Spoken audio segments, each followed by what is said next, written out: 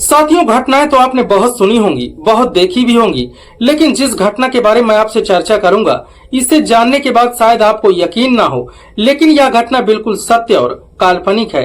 कोई भी व्यक्ति अगर कितना ही शराबी हो, कितना ही गंजेड़ी हो, कितना ही नशेड़ी हो, वो अपनी पत्नी या बहन को दूसरे गैर पुरुष के साथ नहीं देख सकता। लेकिन यह कहानी उत्तर प्रदेश के लखनऊ के रहने वाले दो दोस्तों की है, जो अपनी पत्नियों को लेकर अहमदाबाद कमाने के लिए जाते हैं और एक दूसरे की पत्नियों के साथ संबंध बनाना शुरू कर देते हैं। कुछ ही दिनों तक इनका यह सिलसिला चलता है, लेकिन इनके बीच में एक ऐसी घटना हो जाती है जिसकी कोई कल्पना भी नहीं कर सकता। दरअसल जब लोग जानते हैं तो दंग रह जाते हैं कि यह एक दूसरे की पत्नियों के साथ भला संबंध बनाते थे। तो आइए जानते हैं इस पूरे घटनाक्रम को। तो साथियों, आपसे एक छोटी सी रिक्वेस्ट है, अगर आप हमारे चैनल पे नए हो तो प्लीज चैनल को सब्सक्राइब कर लीजिएगा और जहां से भी आप हमारी वीडियो को देख रहे हैं, अपना नाम और अपनी सिटी का नाम कमेंट बॉक्स में जरूर लिखिएगा, जिससे आने वाली वीडियो में हम आपका नाम ले सके। तो साथियों, इस सच्ची घटना की शुरुआत होती है उत्तर प्रदेश की राजधानी लखनऊ से। वहीं का रहने वाला नीरज, जिसकी उम्र 35 साल की करीब थी, जिसकी शादी को 7 सालों का समय बीत चुका था। इसकी पत्नी का नाम सीमा था। दरअसल ये लोग घर पर ही रहकर खेती बाड़ी का काम किया करते और नीरज दिहाड़ी का काम किया करता है। नीरज का एक मित्र होता है जिसका नाम राकेश होता है। राकेश की उम्र भी 30 साल के करीब होती है। इसने भी अभी नई नई शादी की थी और अपनी दुल्हन के साथ अपने घर पर ही रहा करता है। दरअसल ये दोनों बड़े ही जिगरी दोस्त होते हैं और जो भी काम करते बिना एक दूसरे से बताए हुए नहीं करते थे। एक दिन की बात है, जो नीरज होता है वह अपनी पत्नी को लेकर अहमदाबाद कमाने के लिए चला जाता है। वहीं पर एक कमरा लेकर ये दोनों पति पत्नी रहने लगते हैं। नीरज एक फैक्ट्री में काम करने लगता है। इसकी जो पत्नी होती है यह कमरे पर रहती, खाना पीना बनाती और रूम पर ही रहकर आराम किया करती है। जब नीरज के दोस्त राकेश को इस बात का पता चला कि नीरज अहमदाबाद अपनी पत्नी को लेकर कमाने के लिए चला गया है, तब यह भी अपनी पत्नी से बात करता है कि हम भी बाहर चलें, वहीं एक कमरा ले लेंगे, मैं काम करूंगा और अच्छी खासी हमारी इनकम भी होने लगेगी। जो यहाँ काम लगता है या नहीं लगता उससे तो अच्छा ही होगा, वहाँ रेगुलर का काम मिल जाएगा और हम लोगों का जीवन भी खुशहाल तरह से गुजरने लगेगा। अब इधर जो राकेश होता है यह नीरज से बात करता है। नीरज राकेश को पूरा एड्रेस बता देता है और फिर राकेश अपनी पत्नी को लेकर दरअसल टिकट कराता है और अहमदाबाद के लिए पहुंच जाता है। जैसे ही अहमदाबाद पहुंचता है, नीरज आता है, राकेश को स्टेशन से बुला ले जाता है और जहां पर नीरज और सीमा एक कमरे में रह रहे थे, उसी के बगल में इस राकेश और उसकी पत्नी को भी यह लोग कमरा दिला देते हैं। अब दोनों दोस्त अपनी अपनी पत्नियों के साथ अगल बगल ही रहना शुरू कर देते हैं।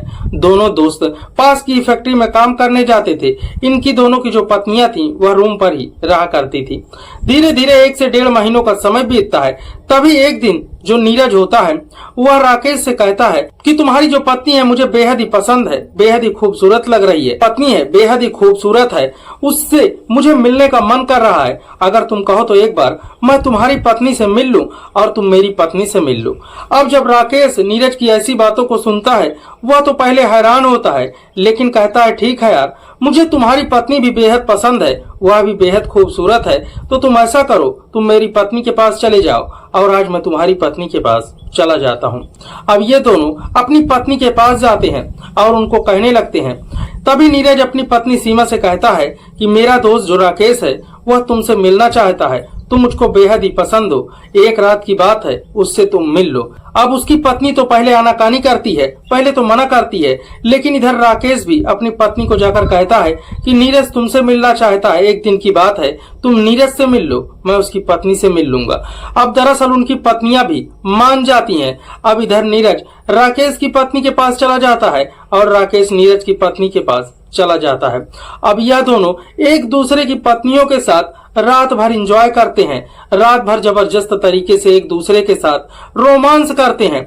अब उनकी पत्नियां भी इन दोनों से बेहद खुश हो जाती हैं। अब इन दोनों का जो सिलसिला होता है यहीं से स्टार्ट हो जाता है।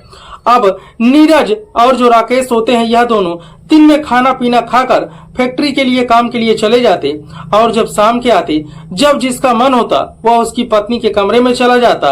अब जब जिसका मन होता वह उसकी पत्नी को लेकर अपने कमरे में बुला लेता। इसी तरह से करते करते 4 से 5 महीनों तक ये एक दूसरे की पत्नियों के साथ अब अदला बदली का खेल खेलते हैं। अब जो नीरज होता है उसकी पत्नी को राकेश से प्यार होता है। अब वह राकेश के साथ ही रहना चाहती थी। लेकिन जो राकेश की पत्नी थी वह अपने पति के साथ ही रहना चाहती थी। भले ही उसने 4 से 5 महीनों तक उसके दोस्त के साथ संबंध बनाया, उन्होंने अदला बदली की, लेकिन जो राकेश की पत्नी थी वह यही कहना चाहती थी कि भले ही मेरे पति के कहने पर मैंने ये सब तो कर दिया, लेकिन मैं नीरज के साथ नहीं रहूंगी, बल्कि मैं अपने पति राकेश के पास ही रहूंगी। लेकिन जो नीरज की पत्नी होती है वह तो राकेश के पास ही रहने के जिद करने लगती है। अब इधर इन लोगों के बीच में फिर काफी लड़ाई झगड़े होने लगते हैं। अब जो राकेश की पत्नी होती है वह नीरज से नहीं मिलती, कहती है कि मैं अब अपने पति के साथ ही रहूंगी, मैं अब तुमसे नहीं मिल सकती। लेकिन अब इधर नीरज हैरान था, लेकिन उसकी पत्नी तो बार बार राकेश के पास भाग के जाती थी, राकेश से भी मिलती थी और नीरज को कहती थी कि अब मुझे तुम्हारे साथ ये सब करने की इच्छा नहीं होती, दरअसल तुमसे अब मुझे वो मजा नहीं आता जो मुझे राकेश से आता है। अब इधर जो नीरज होता है वह परेशान। अब नीरज को राकेश की पत्नी भी नहीं मिल रही और उसकी पत्नी भी नहीं मिल रही। अब राकेश की पत्नी भी राकेश के पास ही रहना चाहती थी और नीरज की पत्नी भी राकेश के पास रहना चाहती थी।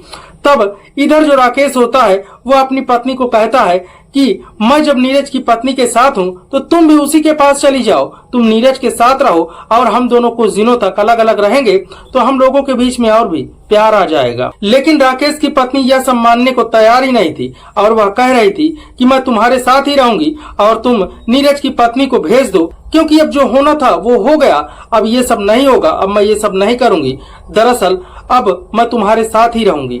लेकिन राकेश अपनी पत्नी को अब रखने के लिए तैयार ही नहीं था। अब उसका कहना था कि मैं नीरज की पत्नी को अपने पास रखूंगा, अब मैं भी इससे प्यार करने लगा हूँ, तुम नीरज के पास चली जाओ। लेकिन वह कहती है कि मैं नीरज से प्यार नहीं करती, मैंने तुमसे शादी की है तो मैं तुम्हारे साथ ही रहूंगी, तुम्हारे कहने पर मैंने इतना सब कर लिया, लेकिन अब मैं नीरज के साथ शादी नहीं करूंगी। अब जो राकेश की पत्नी होती है उससे जब नीरज जबरदस्ती करता है और राकेश भी अपनी पत्नी को जबरदस्ती नीरज के पास भेजता है, तब उसकी पत्नी फिर और पास के ही थाने में जाकर वहां पुलिस वालों से पूरे घटनाक्रम को बताना शुरू कर देती है।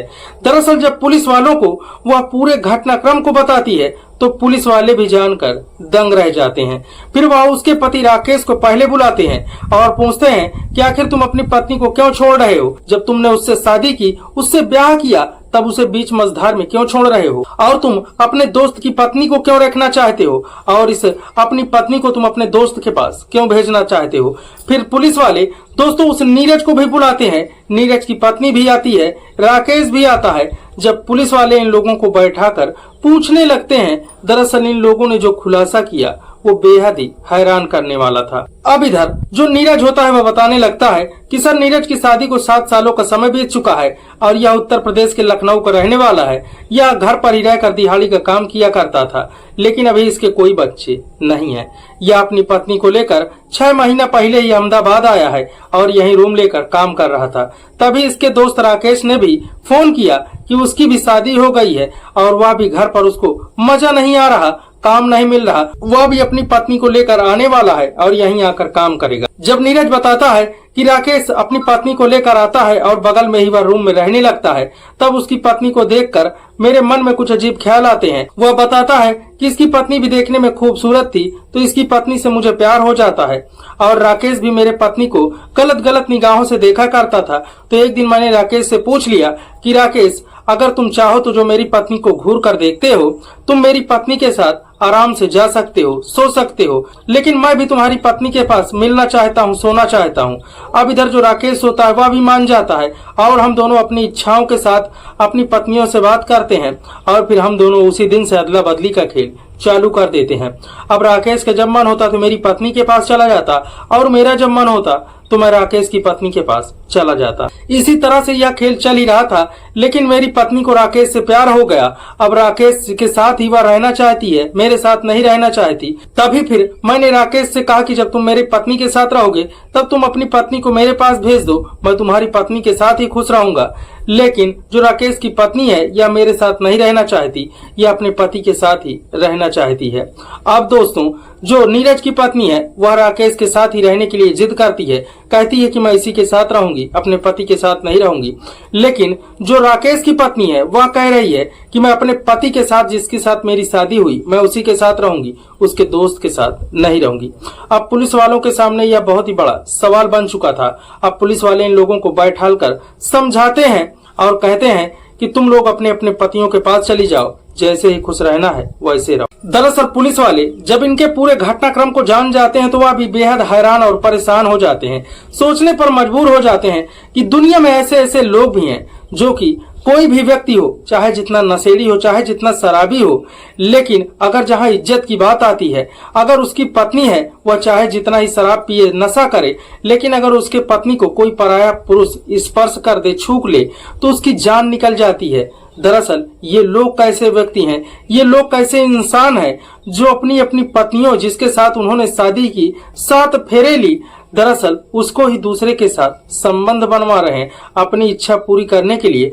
दोस्तों पत्नियों की अदला बदली हो जा रही है। ये कैसी दुनिया है, कैसा कलयुग है। तो दोस्तों आप लोग सोच रहे होंगे यह फेक न्यूज है, फेक घटना है, लेकिन ऐसा बिल्कुल भी नहीं है। दरअसल यह सत्य और काल्पनिक है। लेकिन दोस्तों इनके पात्रों के काल्पनिक नामों को चेंज कर दिया गया है कि जिससे गोपनीयता बनी रहे। लेकिन मित्रों जब इस घटना के बारे में मुझे पता चला तो मैंने सोचा लोगों को शेयर करना चाहिए, जागरूक करना चाहिए, बताना चाहिए कि दुनिया में भी ऐसे ऐसे लोग अब पाए जाते हैं जो अपनी इज्जत को किसी तरह से भी तार तार कर देते हैं, उड़ा देते हैं। लेकिन बहुत से ऐसे व्यक्ति हैं वह चाहे जितना शराब पिए, नशा करें, लेकिन कभी भी अपनी इज्जत पर आंच आने नहीं देते। लेकिन ये ऐसे भी कलयुग के इंसान हैं जो अपनी पत्नियों के साथ दोस्तों एक दूसरे को शेयर करते हैं। भला यह पत्नियां भी कोई शेयर करने की चीज है जिस पर दोस्तों इज्जत के लिए आदमी अपनी जान तक लुटा देता है, कुर्बान हो जाता है। तो दोस्तों इन लोगों के, दोनों दोस्तों के बारे में आप लोगों की जो भी राय हो हमें जरूर बताइए।